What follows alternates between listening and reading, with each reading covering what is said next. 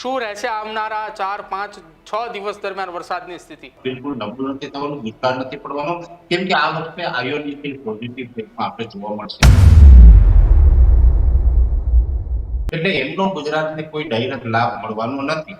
પણ જે monsoon offshore trough સક્રિય થયો છે એ સાથે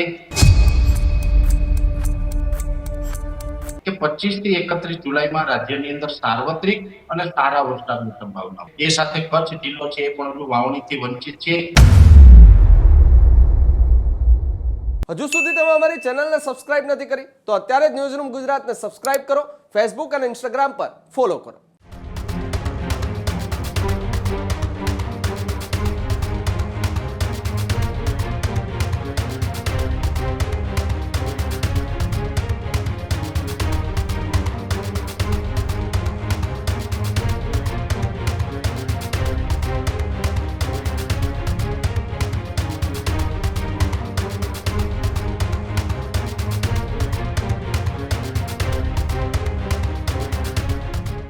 પરેશભાઈ, જૂન અને જુલાઈની અંદર વરસાદની શું સ્થિતિ રહી એ સૌ કોઈ જાણે છે.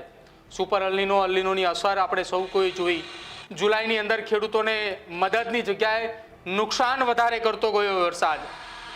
આ તમામ પરિસ્થિતિમાં 60 જેટલા તાલુકાઓમાં વાવણી હજી સુધી નથી થઈ અથવા તો ત્યાં વરસાદ વાવણી લાયક નથી પડ્યો. એ જિલ્લાઓની શું સ્થિતિ, શું રહેશે આવનારા 4, 5, 6 દિવસ દરમિયાન વરસાદની સ્થિતિ?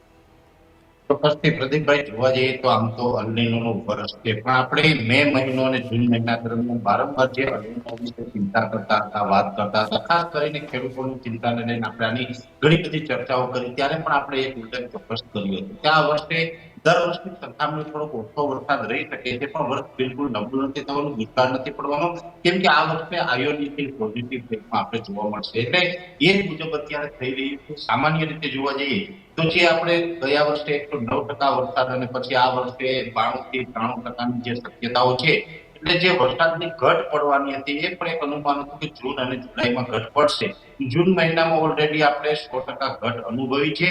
જુલાઈમાં પણ જોવા જઈએ તો આમ તો જુલાઈમાં વરસાદ જુલાઈના પ્રથમ અઠવાડિયામાં જોવા મળ્યો, પણ એ પછીથી ગેપ છે, જુલાઈના છેલ્લા અઠવાડિયામાં પડે તો પણ કહી શકાય કે જે ઓલ ઓવર ગુજરાતમાં જે દર વર્ષે જુલાઈમાં પડે એના કરતા તો આ વર્ષે થોડી ઘટ ચોક્કસથી અનુભવી રહ્યા છે. હવે અત્યારે જોવા જઈએ તો ગુજરાતની આસપાસ જે સિસ્ટમો સક્રિય હોય એના આધારે આપણે અપેક્ષા રાખી શકતા હોય છે. અત્યારે અરબ સાગર અને બંગાળની ખાડી બંને સક્રિય છે, જેમાં ખાસ કરીને અત્યારે જે 2 દિવસ પહેલા જે બંગાળની ખાડીની અંદર વેલમાર્ક લો પ્રેશર સિસ્ટમ હતી એ ઉત્તર ભારત તરફ આગળ વધી રહી છે. એટલે એમનો ગુજરાતને કોઈ ડાયરેક્ટ લાભ મળવાનો નથી. પણ જે મોન્સૂન ઓફશોર ટ્રફ સક્રિય થયો છે એ સાથે કચ્છ, ઉત્તર ગુજરાતના અમુક ભાગો અને પાકિસ્તાનના ભાગો ઉપર જે અપર એર સાયક્લોનિક હતું એને કારણે 15 તારીખથી રાજ્યની અંદર છૂટાછવાયા વરસાદની ઝાપટાની શરૂઆત થઈ છે. જો કે આ ઝાપટા છે પ્રદીપભાઈ લગભગ અમારું આંકલન છે એ મુજબ 20 તારીખ સુધી યથાવત રહેશે. 20 તારીખ સુધી જે ઝાપટા પડશે એકદમ છૂટાછવાયા હશે, સામાન્યથી મધ્યમ હશે, આમાં કોઈ મોટા વરસાદની સંભાવનાઓ હમણાં દેખાતી નથી.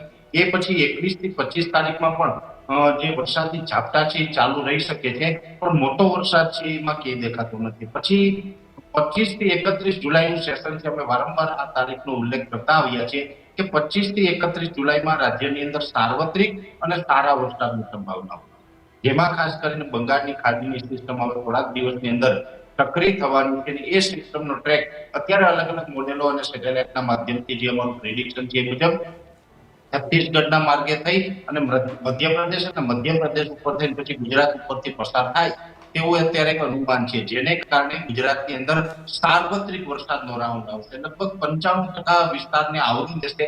2-5% વિસ્તાર કદાચ બાકાત રહે, બાકી 95% વિસ્તારને આવરી જશે.